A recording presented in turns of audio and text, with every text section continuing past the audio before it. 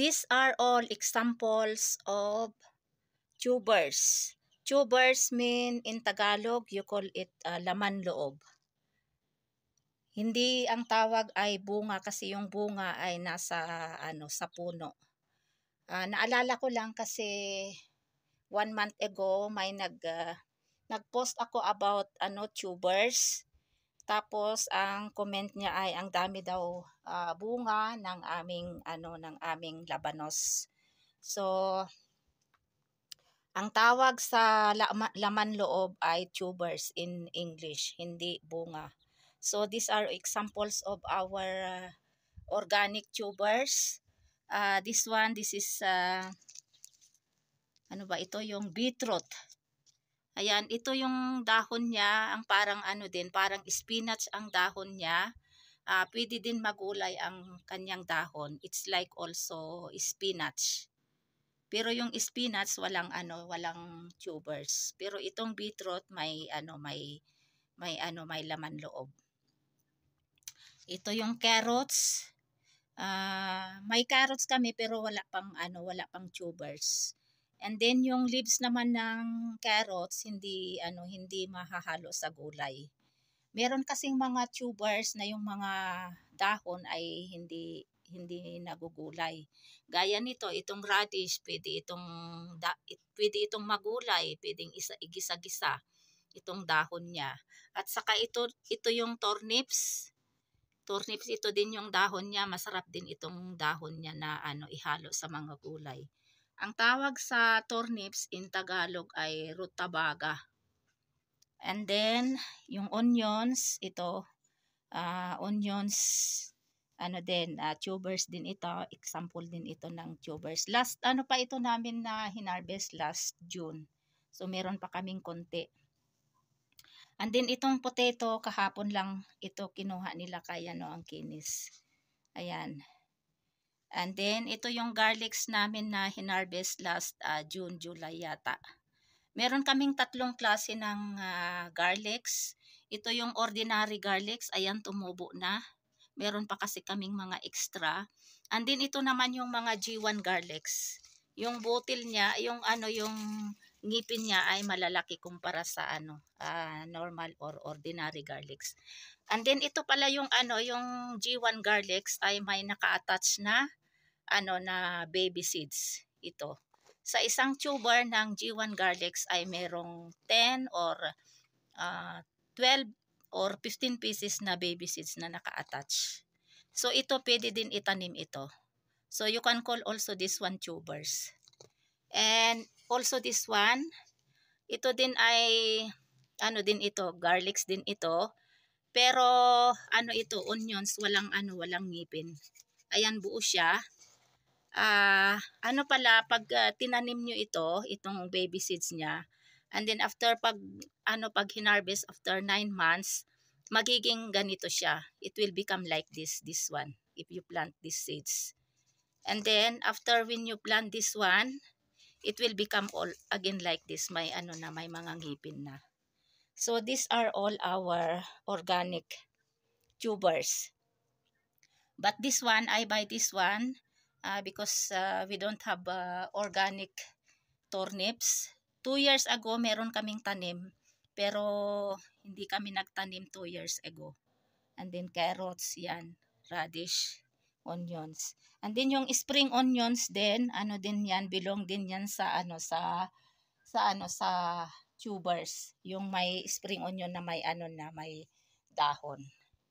And then at the rest na belong to tubers ay ginger, tapos yung daikon it's like similar to radish also na yung white. Kagaya din nito yung daikon. And then yung celery root, hindi pa ako wala kasing celery root dito, hindi pa kami nakatanim. Hindi pa kami nakatry, pati yung ginger. And then yung parsnip, it's like also radish.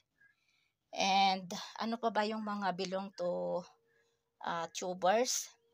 Yung jaicama o kaya in Tagalog singkamas.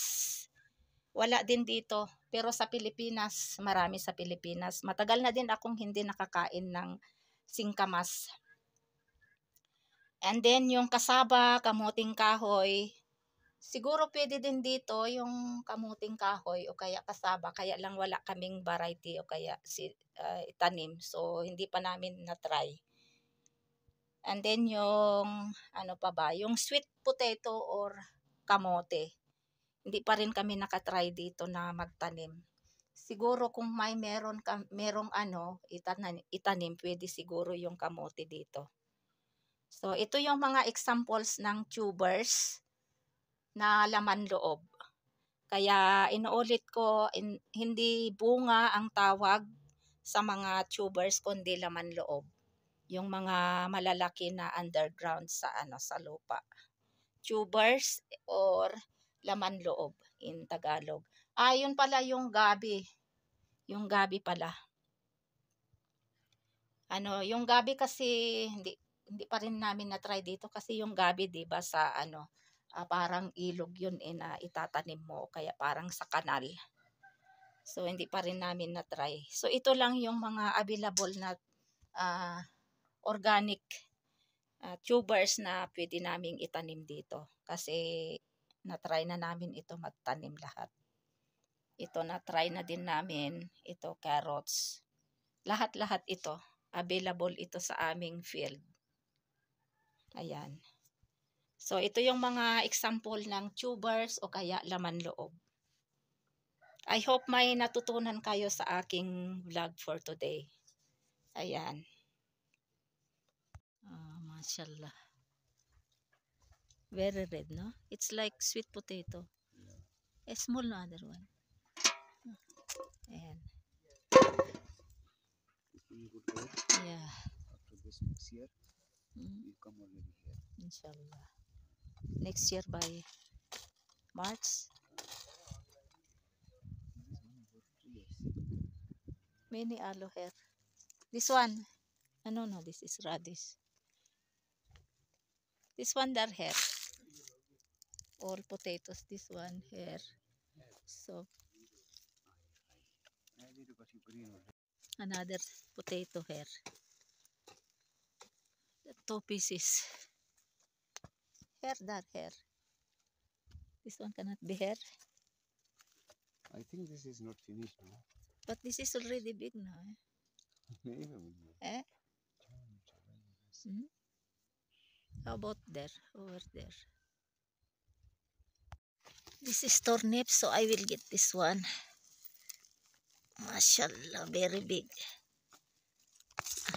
This is tuber of turnips and this is leaves.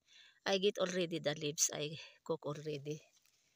Here, many turnips here. So, ayan, dalawa ang kunin ko. Ayan. Ayan, naputol yung... That there is more half no here. Huh?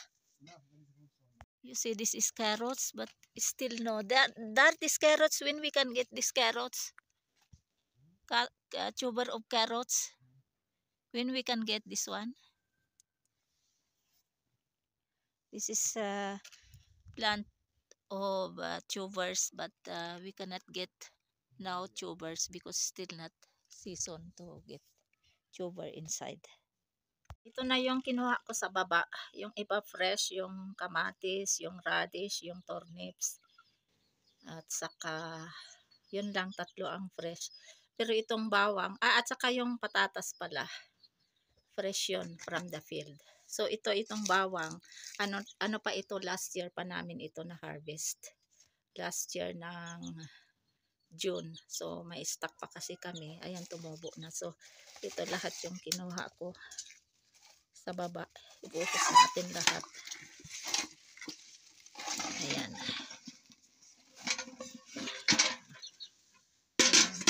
Yung kamatis na green kasi green na dry na yung puno. Ayan, patatas. So tama na itong patatas, lutuin ko ngayon. Ayan.